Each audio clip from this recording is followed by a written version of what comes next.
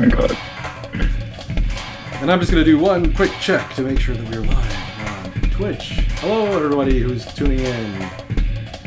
This is Will Perkins from Continue and Capy. We're subbing in for Scott Milley this week for the Lodge's stream. And I'm here with Nathan Boone, our wonderful director-editor over at Continue, and our guest today, Mr. Sam Webster, video game composer extraordinaire. And thanks for having me. Thanks for coming. And today we are, as you can see, playing Capy Games' Grindstone, which Sam provided the music for. So Nathan, why don't you just take us in here? This is the first level. Yeah. And gotta get this little guy. Nathan is a complete newcomer to this game. We played it for a little bit before the stream. Yeah. So Sam, if you have any hot tips.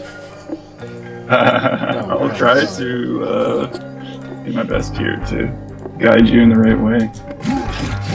Gotta murder some dudes to your tunes. There we go. Look at that. Yeah, nice. All right. Yeah, I was listening to the score all morning, separate from the game too. Oh yeah. There's one track.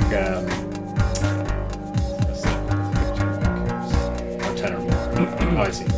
So, And there was just one that we fell in love with that Will and I were kind of talking about a bunch. That was like cave dive, cave dig, Cave dig. Cave dig. That one was great. Oh, thank you. That's a really great track. That's one of my favorites. My mission is to get to that track at some point. So Sam, tell us a little bit about how you became attracted to music in the first place. You know, let's go way back to when you were a kid. Why is music a passion of yours? It's a good question. Where it came from.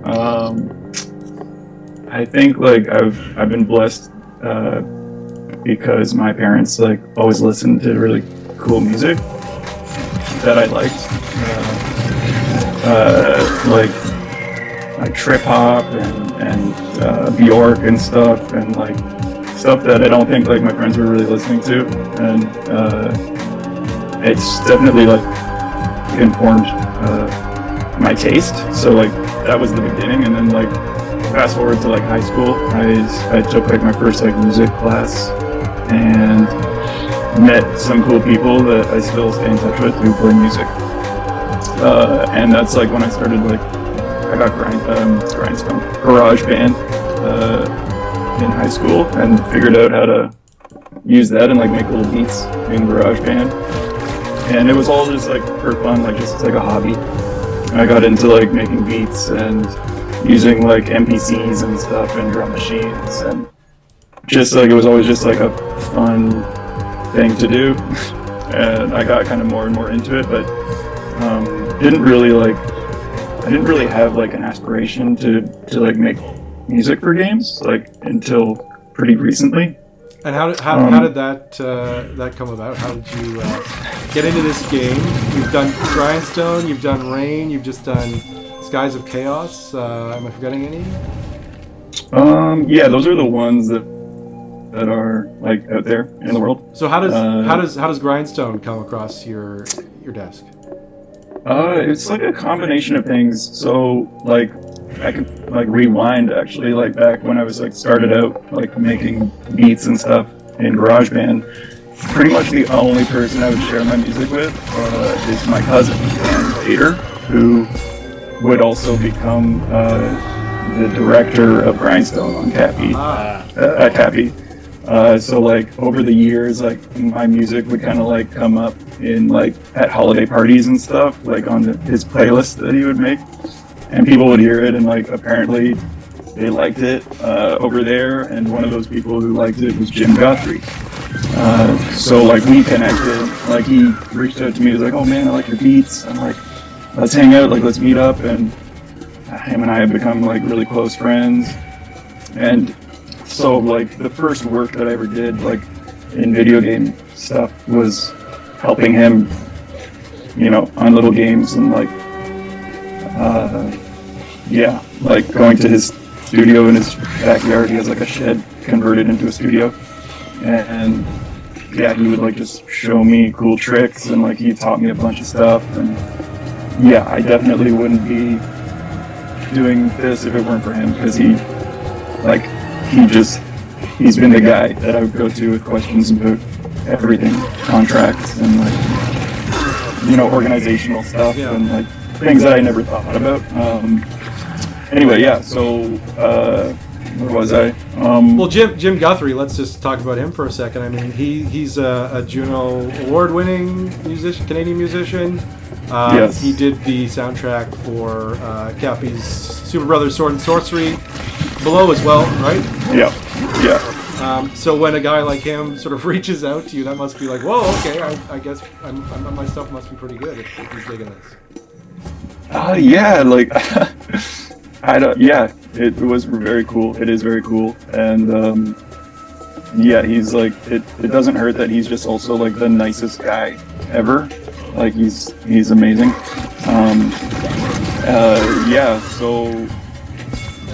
So going back to like Grindstone, I think I was asked to do some like test tracks for the game. Like, I think a bunch of composers were asked, and I just like worked my butt off for like 2 weeks. I think I just like made music every day, like all day, and sent them like 20 songs or something, like 20 beats. And they were like, yep, this is it.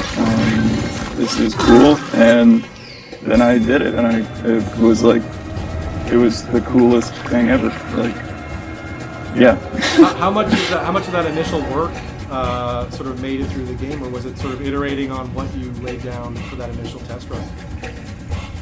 I think in that like first batch of stuff, like maybe a handful, like maybe 3 or 4 songs got through. Maybe some of the early ones here, and then everything else was kind of just like building on it and like finding new kind of sounds and letting it kind of take you different directions, and like more Conan the Barbarian, more like Jay Dilla, more whatever, you know. So we were kind of like all figuring out like what's working, what's not, and like during production, like it's cool. Like I get to listen to the songs while I play the demos and like test builds and stuff. So you can kind of like live with a song, you know. Like that's what's cool about video games, is you can like live with your work while the team is working, and see it with the game and play it, and then see if it's like fatiguing or not. You know, like after a couple days, maybe you're not so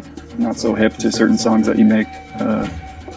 So yeah, and with a game like Grindstone, where you're like, you could be sitting in this level for a while.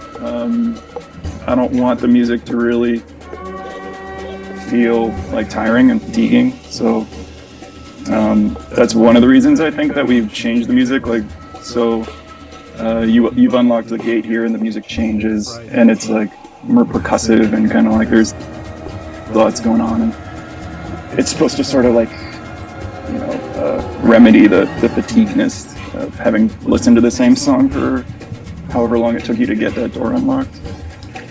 I'm stuck. I'm gonna get hit. I already lost the heart. You gotta take it. I think you have to take it. Take a hit. Wait. No, you can. I think you can find a save. No, I don't think you gotta take a hit there. If you go down, over, back, and up. Down. Like, go back completely to the start of the run. Yeah. And go down, diagonal. Not the other. Diagonally to the right, over to the right, and then just cross the grindstone. Go down. Oh, and I can pick the same. Yeah, guy and then again? go down. You can stay on the same color when you cross the grindstone for sure. Another thing, like you could just leave. It's true. The exit door is open. Oh, Yeah, so like when you do leave, you are gonna get those grindstones at the end of the level. Yeah. Like they're gonna pop into your little backpack. Yeah, you've already got the treasure chest, or no? There's no chests yet. Okay. So, Is this like level 1? This is the tutorial basically. Yeah, I'm new. Oh, okay. Yeah. Oh wow, look at this. New guys, new jams. This is great. So yeah, I think like yeah. Sorry. No, Sam, I was just going to ask, when you're working on early builds of this, was that unique to this project compared to some of the other games you've worked on, where you got to sort of live with the game as you developed the music for it? Or was it... I mean, let's talk about that initial conversation. You mentioned some of the influences that they were citing. Did you immediately get to see the game and play the game and then rip off of that? Or were you operating on that?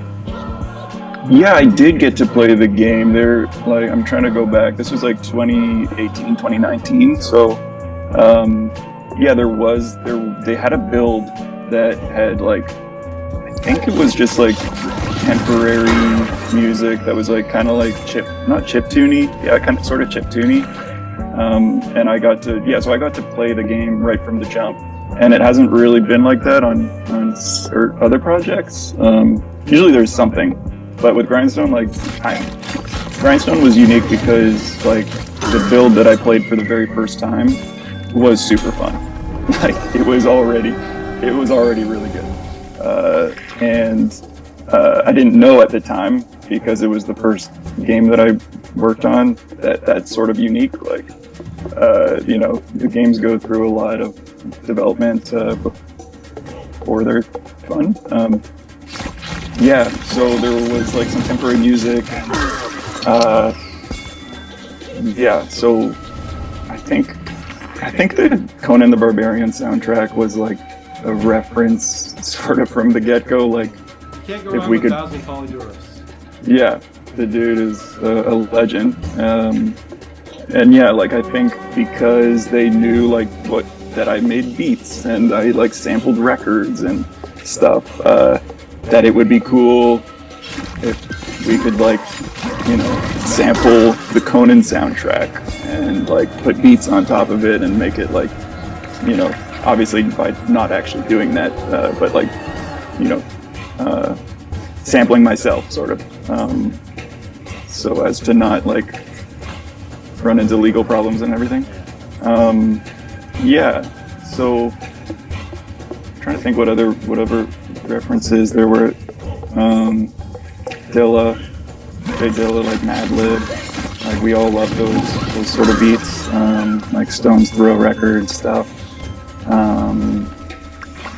Yeah.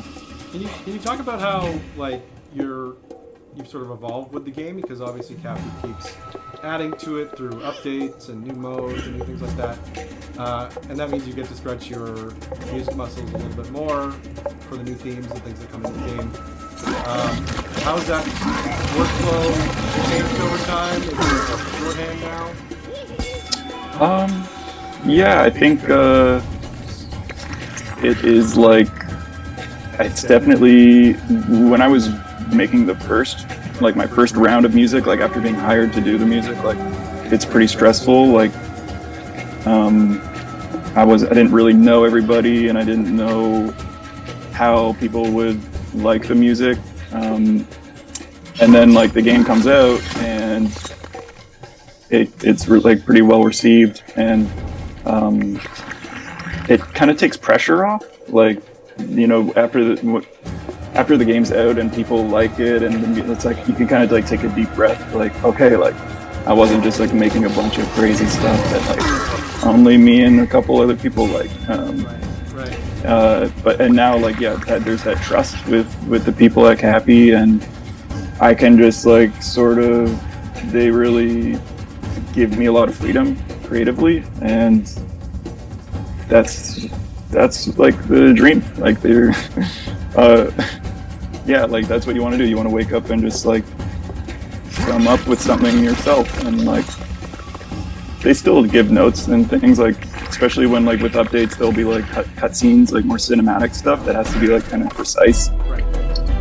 That's like where it's a bit different.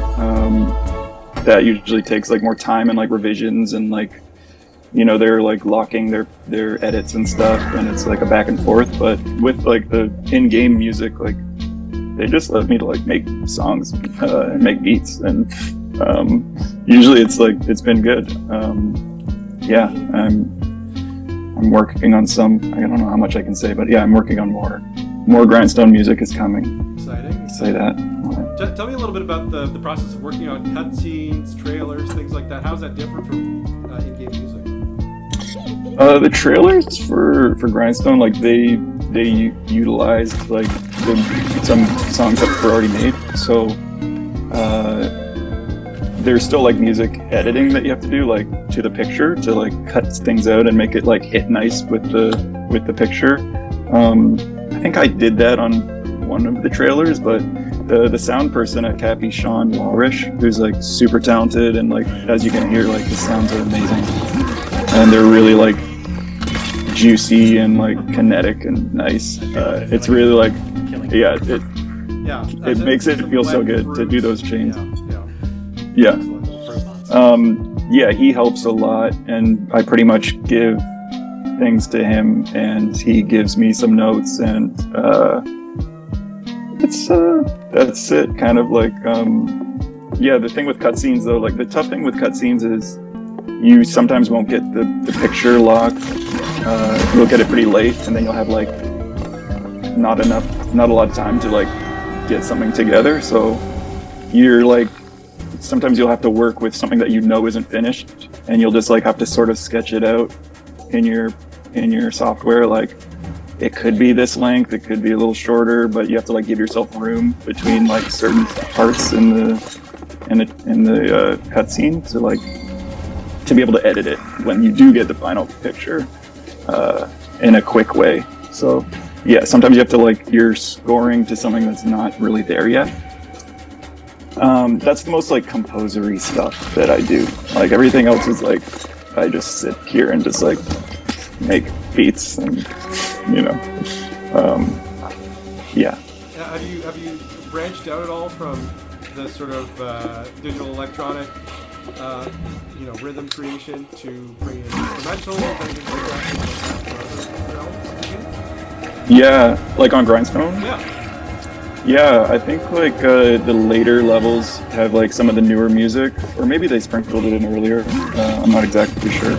But like the most recent music I've done for Grindstone, I'm definitely using more live instruments. Like I have like some drum pieces here, like a hi-hat and stuff that I'll like use, and like a lot of the music has like real percussion. Usually I'll do like what I do with my drums is I'll do like a few elements will be like drum machine, like, you know, like a kick and a snare, and then like I'll fill in the rest with like shakers and percussion and like tambourines and stuff, and it sort of gives it that like that Grindstone sound, like that sort of like, I don't know how to explain it, it's just like that sort of Conan sound, right? Like there's a lot of that like toms and stuff, and like, you know, big deep like lush sort of percussion. So that's where that comes from. And then yeah, like I've been trying to use like just more real instruments in my music in general. Like my last soundtrack, Skies of Chaos, is like, it's like guitar and bass and drums and like real deal stuff. Yeah. A lot of it. I was listening to that all this morning, and it was giving me a lot of like Scott Pilgrim vibes. Oh yeah. Like that, like back in like bands like Beach Fossils and Pond and other stuff, and it was really Cool. really fun. Yeah. There's Thank you. Amelia's Workshop or something like that. Yeah. Yeah, that was good. That's a really good one. Oh, thank you. Thanks. Yeah. So Sam, we've got some questions from the the chat here. Ooh. Top half hot. You talked a little bit earlier about how you were just making beats before, but what kind of stuff were you doing musically before you were hired by Capy to make for Grindstone, make music for Grindstone? Like, were you making albums, or were you making music and putting it out?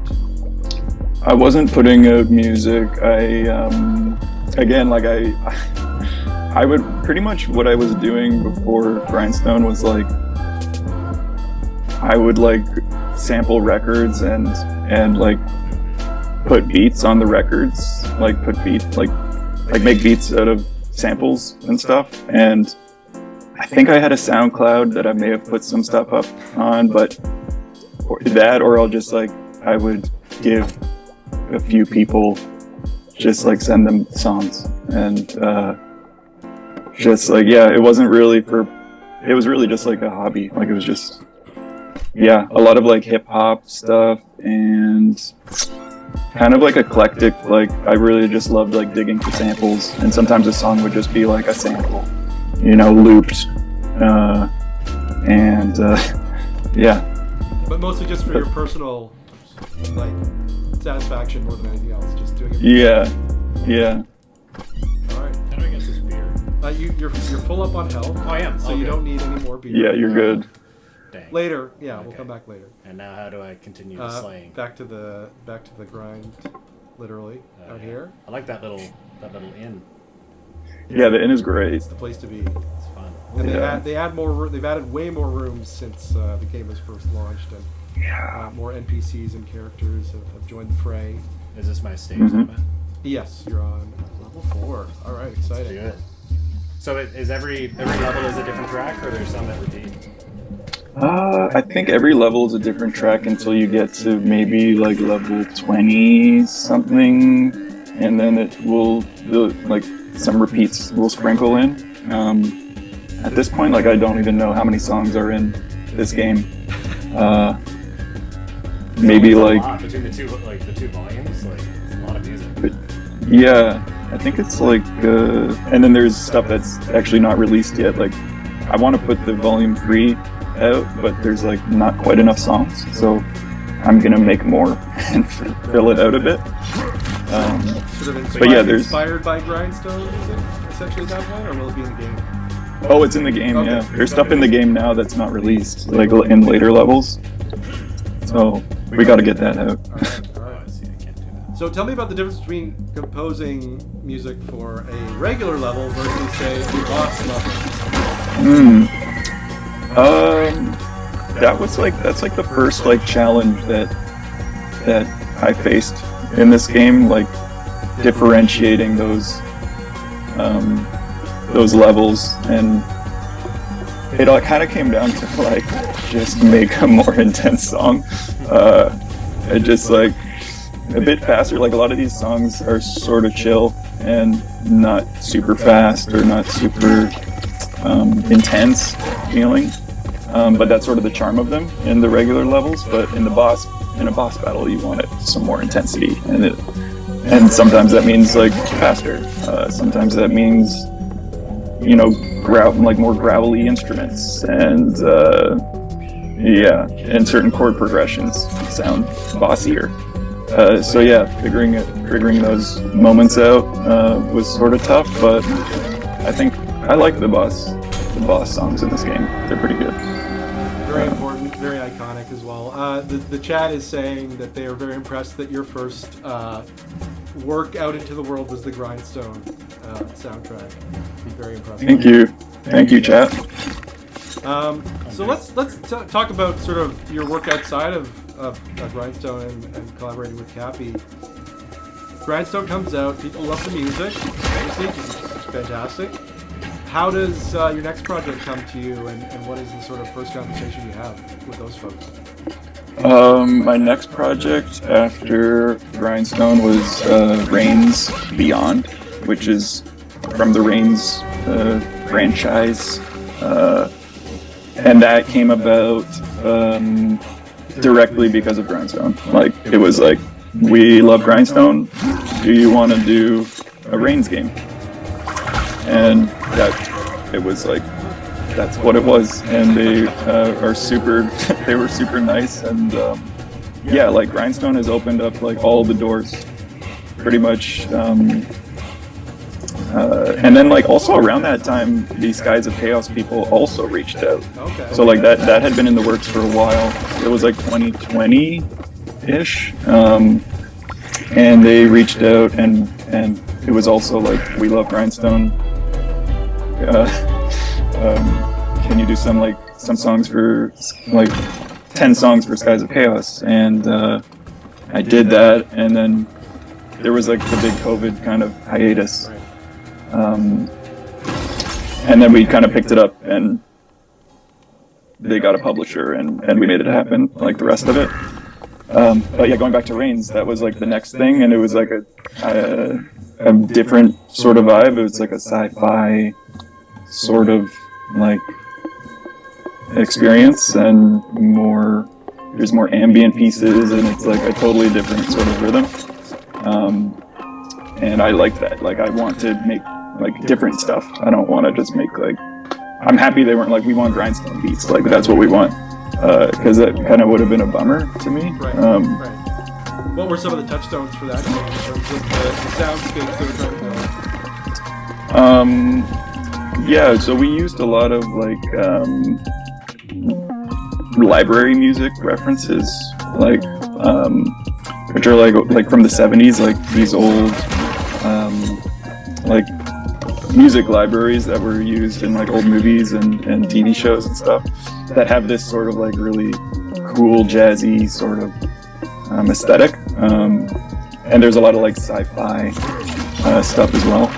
So that was like, there were some references there, some psychedelic like rock. There was like guitar song moments in the game where you like play a little guitar, like it's sort of like a rhythm game where you play guitar in space and like collect coins and stuff. So yeah, there were like guitar references, and yeah, they really also were great to work with, and that was another example of like, they have the Reigns formula down. So like, I was able to play the game and it was like really good. They know what they're doing, and like, I got to play the game in a good place while I was working. That's sort of the ideal situation for you? Sorry? That's sort of the ideal situation to be able to play a game before you start working on the music? Yeah, like, and with that, like, even if they didn't have it down, like, I could go back and play older Reigns games, and it's still helpful for sure to be able to do that. You didn't get the chest, dude. And Capy is now here. Oh, I wanted to get Capy is now here in the chat ragging on your play. So I know. Yeah, dude, they're gonna like. It's my first time. I was trying to get out to the lodge to get my beers for my health. Return to the escape. I can escape? Yeah, anytime. If you just really? started the level, yeah. Oh. Drop loot and fleet. Oh, good. Well, thank God. So now how do I get my beers? Go to the bar. Oh, Who's this? this is another part. She has no beer for me. No, there's no. Oh, this is daily grind, Yes. like leaderboard stuff. Yeah. Super fun. What is Capy saying? I'm curious. They're saying Teasing me. Yeah, all positivity over here. Yeah. Okay, I need to find my beers. This.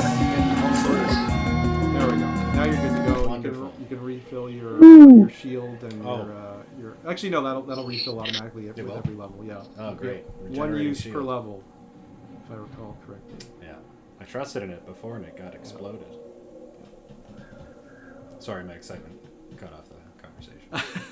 So in terms of Reigns, when you're brought in for that one, is it in a similar place in their production, where like the game is very playable, it's very like close to release, or like what stage of the process do you typically come in now that you've had a few games under your belt? Should I do a quick restart? Yeah, let's just restart. Sorry. Yeah, that one. They had a playable build of it. It was like pretty buggy, but like it was enough to be able to see the art style and like get the gist of how this one is like different from the rest. Like it's the first one that's in outer space. Like Right. Yeah, like I think we were working on that for like, it felt like a year, but I think it may have been less than that, like maybe 7 months or something. There hasn't really been like a standard like time frame that I get brought in. Like maybe there will be games that pull me in with like, you know, a few months to go, but I think that would be a bit stressful, but Right. I think I could do it. Depending on like the scope and stuff. But it's nice to have a lot of time in a way, because it's like there's something cool about seeing the game get built and like interacting with the team, and like it's the team connection. I like it. Like I like to, you know, log into Slack in the morning and like see what's new and like check in and people give you feedback, and it's like you're a little family for a bit, right? And yeah. That seems, it's great that you were brought in-house to work on, essentially in-house in a lot of ways to work on Grindstone. That seemed, I've heard from other composers where they just go away. They will go into a hole and compose their music and then sort of come out with it. What is your creative process once you've sort of gotten the brief to make a track? Are you just in a hole, not talking to anybody? How do you work usually? Yeah, like I have a special relationship, I think, with Capy now because like it was my first game, and like I probably communicated with them more so than I would maybe with like newer teams, just because I was like naive and like insecure, and I appreciated their perspective and like what they thought of the music, and like I really wanted them to like it. And yeah, like I don't think I would like go away into a hole and make stuff like that. I like enjoyed sharing stuff with them, so like I would work a lot to like get excited to like share new stuff with them, or just share it with the sound person to like implement it into the game, and then like hear what they thought of it when they actually played it. Yeah, it's depending on like deadlines or pressure and stuff, like yeah, sometimes I will just like buckle down, and especially if the team seems really busy, like on Skies of Chaos, like there was like some pretty like crunchy bits there towards the end. Like it was a really ambitious game and there was a lot of music, and there was a point like in the summer where I was like, I still need to make so much music. And that game, like there's a new song every level, which is wild for like a shmup. And I had this moment over the summer where I still had, I think, like 25 songs to make, and it was like I was not feeling inspired, and it kind of took like me having to like take a bit of a break and then like come back and like find the inspiration and then like go really hard and like make a song, like make multiple songs a week for the game. So it's different on different games, and with Capy it was more like constantly sharing stuff with them, which I probably wouldn't do now, but yeah. You mentioned Skies of Chaos sort of came in around the same time as Reigns. How do you, as a creative person, balance multiple projects at once? How do you keep sort of the creative lines clear so you're not crossing the streams too much in terms of even the sound of the music, like getting into one zone and leaving another? Yeah, it's tricky because you don't always know how long things will take. Like some games will come to you and they will have a pretty vague idea of like the timeline. So you will like maybe sign on to it, and then something else will come along that is maybe more definitive, but you don't want to, you don't want to take on too much, and you don't want to, as a independent like contractor, you don't want to like lose out on work. And so yeah, it's hard to know. I'm still learning really like how much I can take on.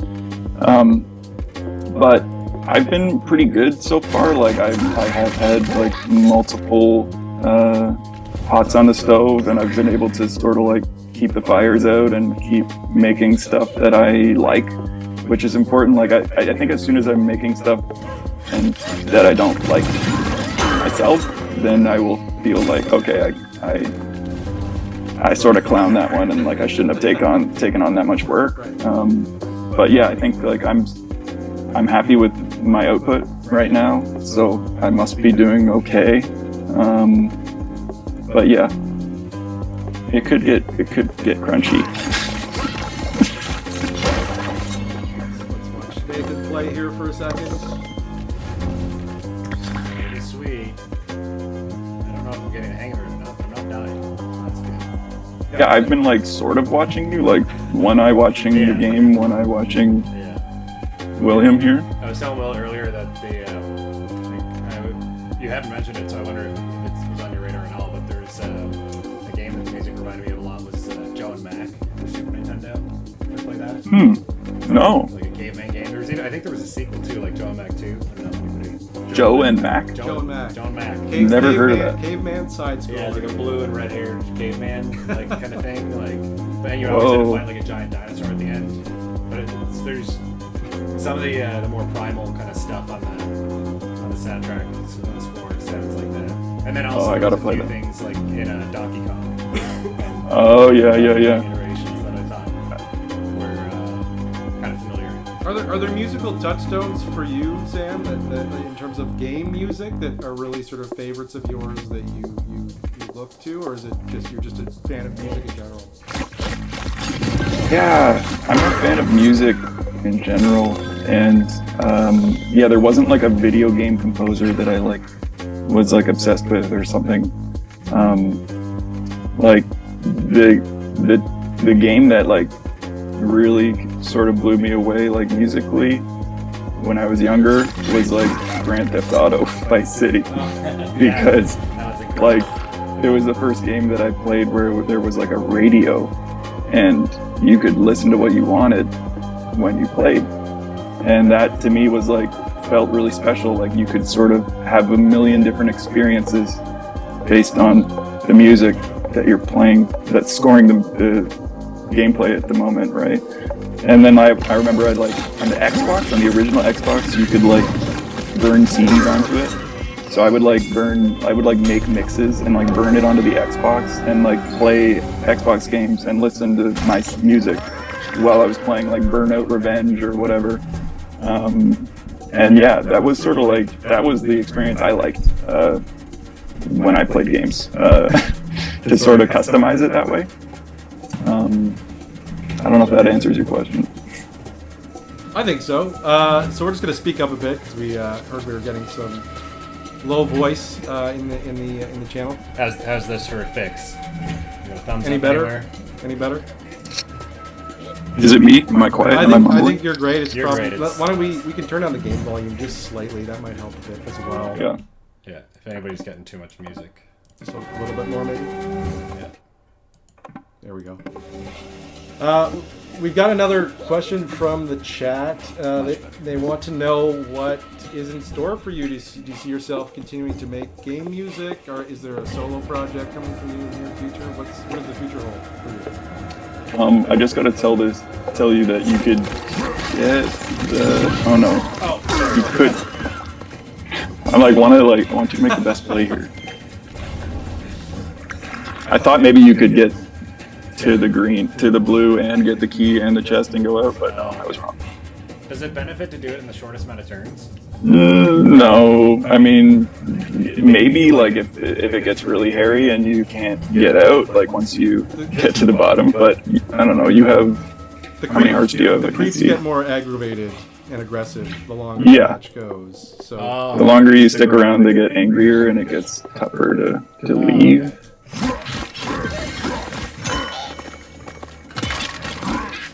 I like when he takes the big dramatic pause. Yeah.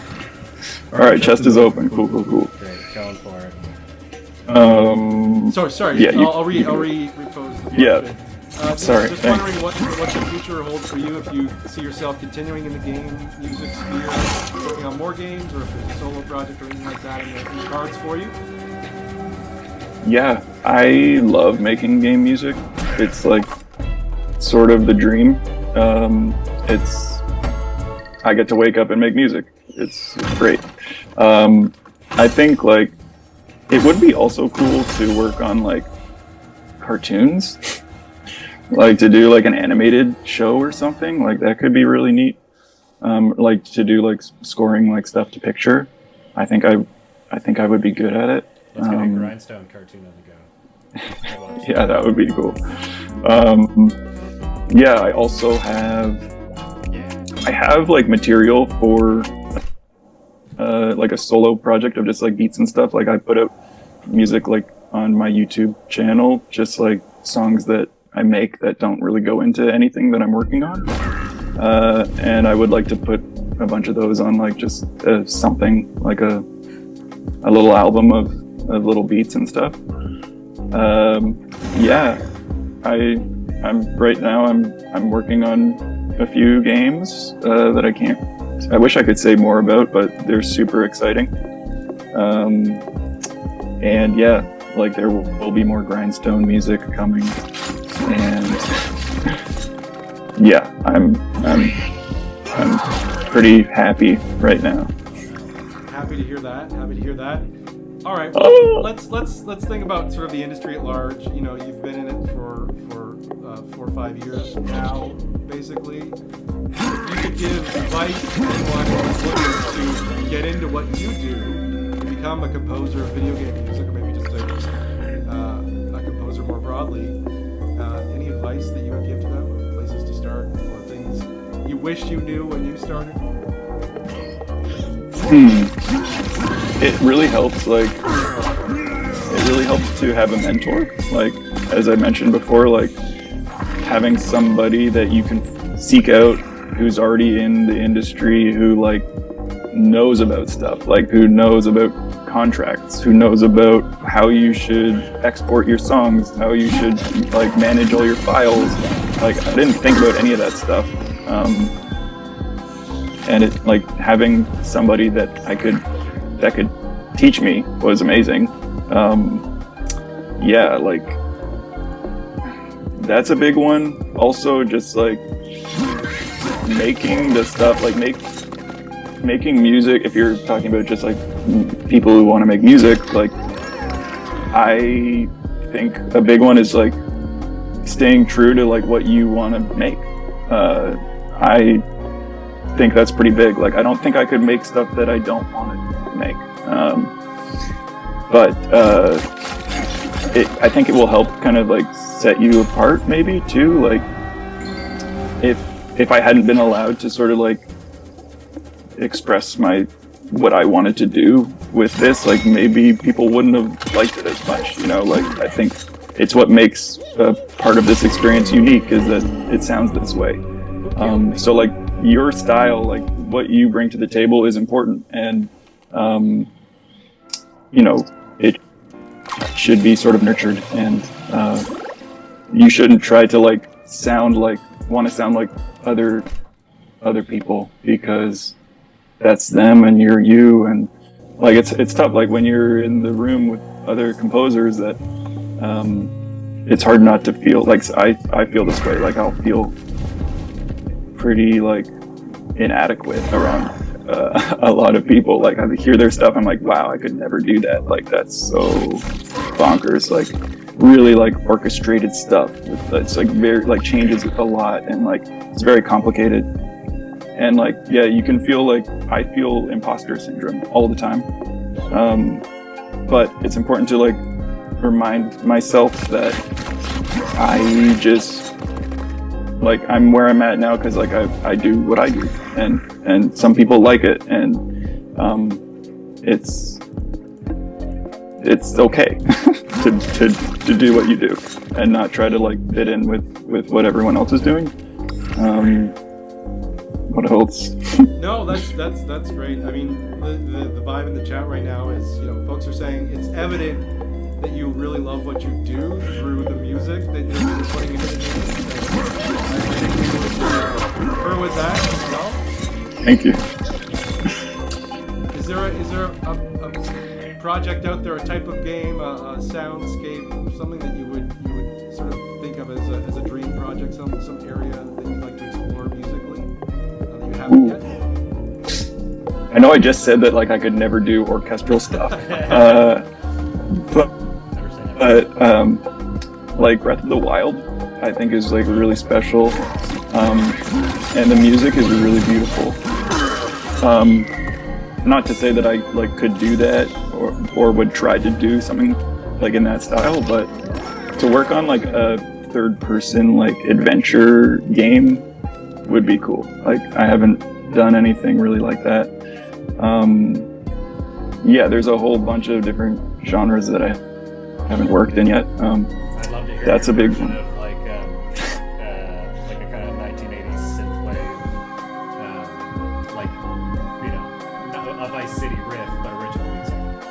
Yeah, that would be cool. Yeah, there is actually some little sprinkles of synthy wavy stuff on the Skies of Chaos soundtrack, because there's like some city levels, like there's a city world, and I went with some like synthy stuff for that. I listened to that whole album this morning, and there was a lot of really fun stuff on there. Thank you. Can we talk about that project? Just Yes. For those who don't know, what's the elevator pitch for Skies of Chaos? Skies of Chaos is it's like the most polished shoot 'em up that you've seen. It's like very,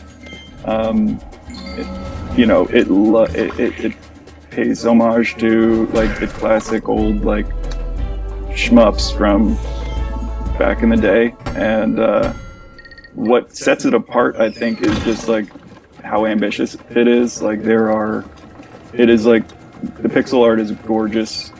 There's like beautiful cutscenes between each level. The sound is amazing. There's a new song every level.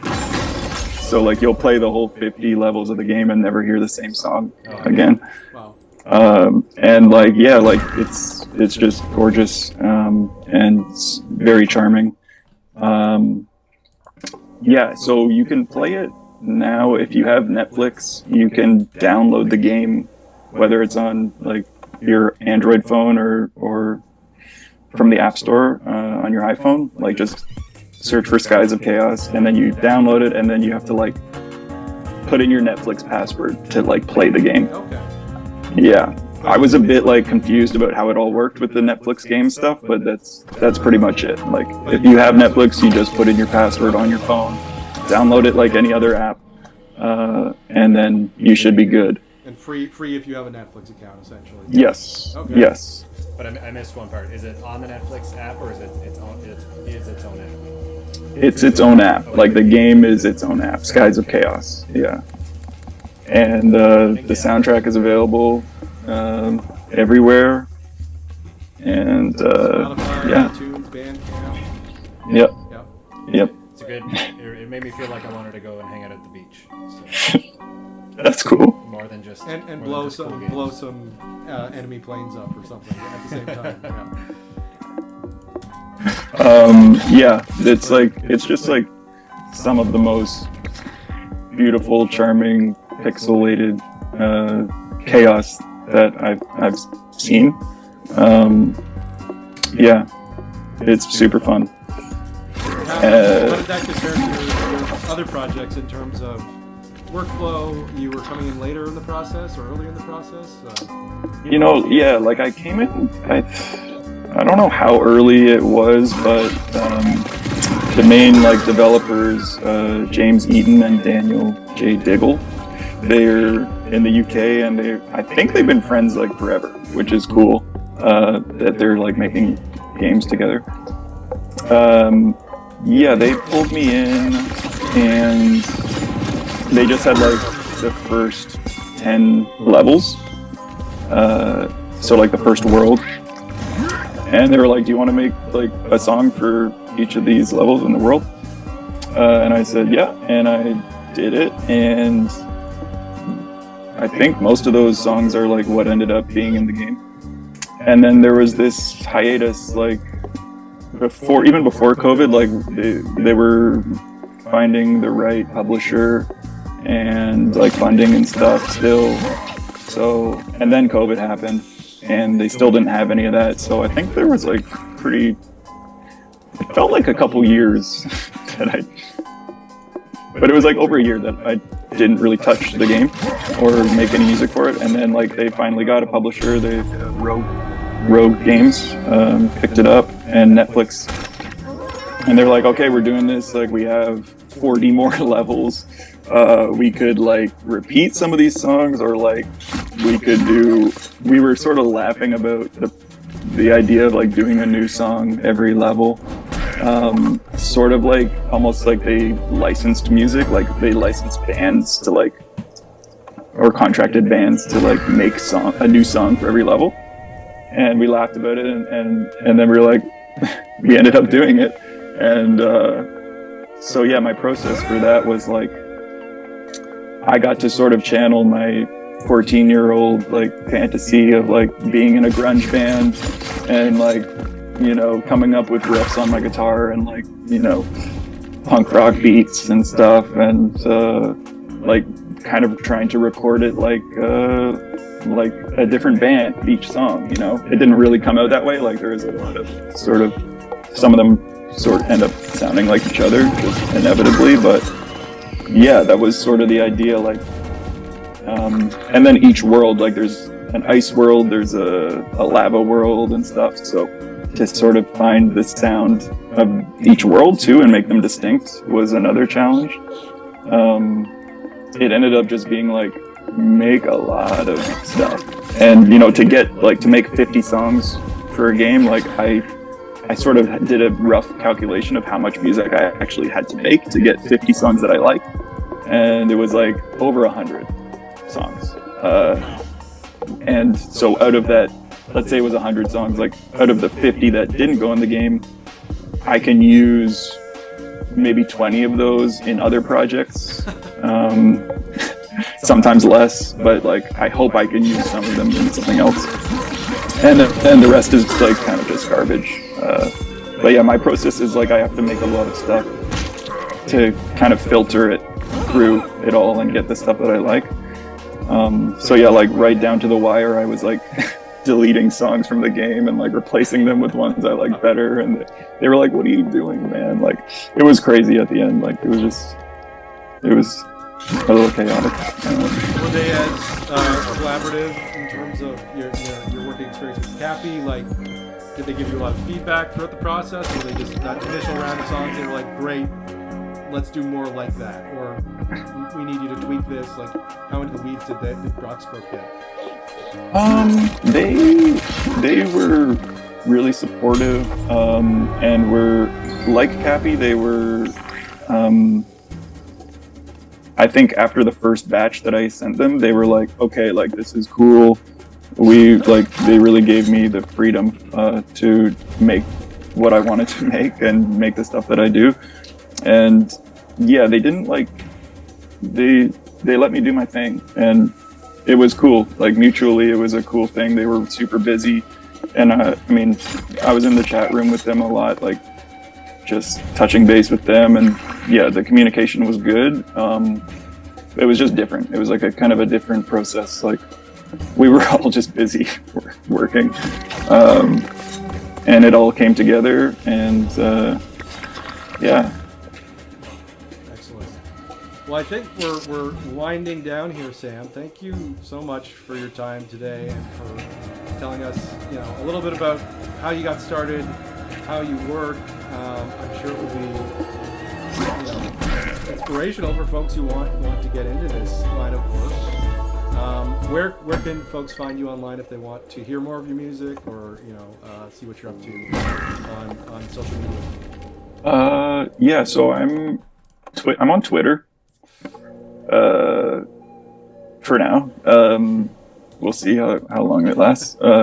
That's the only social media thing I do. What is even my Twitter handle? I think it's Hollet Samuel. Okay. HOLLETT Samuel. And then I'm on YouTube. If you just search like Sam Webster.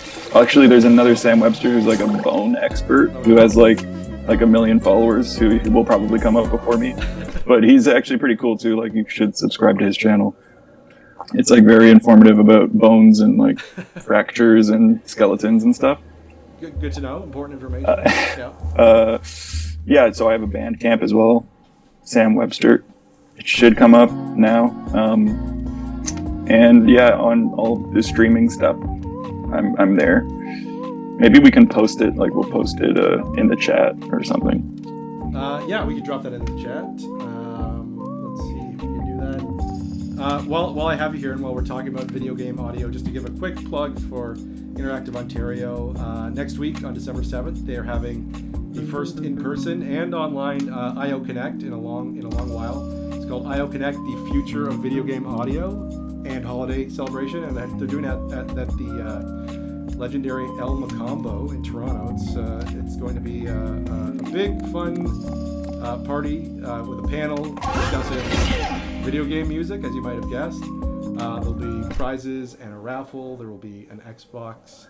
There will be some VR headsets. Lots of exciting stuff, and it'll just be a great chance for the whole entire Toronto and Ontario video game and video game audio community to hopefully get together and celebrate all the great stuff that's happening in this province. So definitely check that out, and we will drop a link in the chat for that as well. Sam, thanks so much. And Thank you for having me. I appreciate it. I'm sure I forgot a bunch of stuff and things that I should have said, but maybe we could do it again. yeah, let's do it again. All right. Thanks so much, Sam. Have a good one. Sam, Okay, bye Take guys. care, everyone. take care.